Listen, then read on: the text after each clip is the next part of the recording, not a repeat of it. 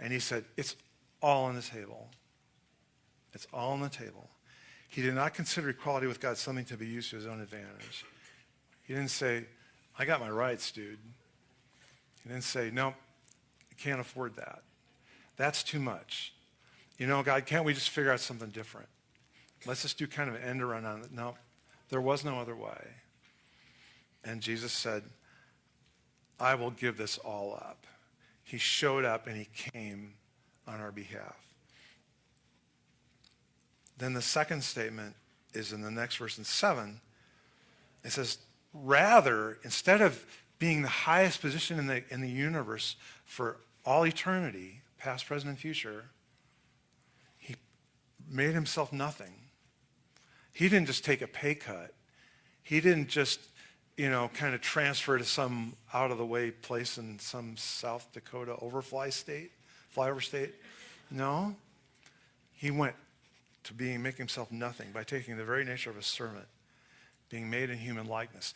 Jesus became fully and completely a human being, just like you and I.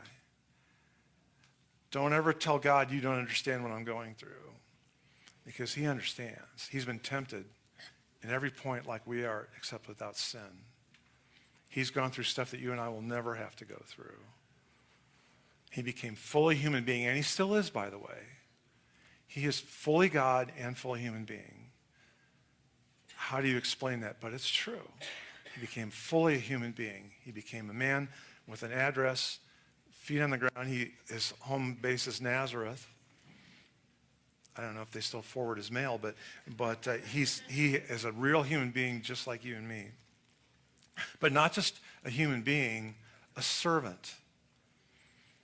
If you've ever had a chance to watch the series The Chosen, which I highly recommend, by the way, you see Jesus, he's just a guy.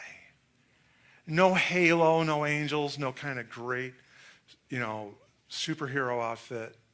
He's just a guy. He's just a guy. And he shows up and he starts out doing like carpentry, renovation, maybe construction, an honorable job, but not like a Fortune 500, 1% kind of job. He made himself a servant, being made like us. He showed up and he poured himself out. Another thing about this, the pouring himself out means that he gave everything. He gave everything. Maybe some days I've felt like that. Maybe some days you felt like, you know what? I'm just going to go hide for a while. I have got nothing left to give. And that may be true. I mean, some of us have sacrificed a great deal. But Jesus poured himself out completely. He gave everything. He laid it all out completely for you and for me. He poured himself out, making himself nothing for our sake. That's his mindset. I'm going to do that completely, fully, without any hesitation. And then the next point is Jesus made the ultimate sacrifice. In the next verse it says, verse 8, and being found in appearance as a man, he humbled himself by becoming obedient to death, even death on a cross. He didn't just live a career at kind of a clunky job and live in a out-of-the-way place in a small house that wasn't, the plumbing didn't always work right.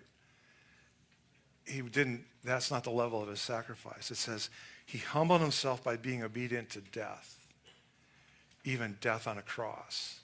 And the sacrifices that you and I have made are real, and believe me, we're not making light of what you've done or what maybe God's going to ask us to do in the future.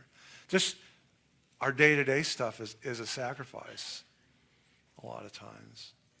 But Jesus sacrificed himself, his own life, by being crucified, and not just to die as a criminal, as the worst death, but he also bore our sin. He bore the wrath of God when he was on the cross. A whole nother level of suffering that no other human being has ever experienced. He bore the wrath of God when he was on the cross.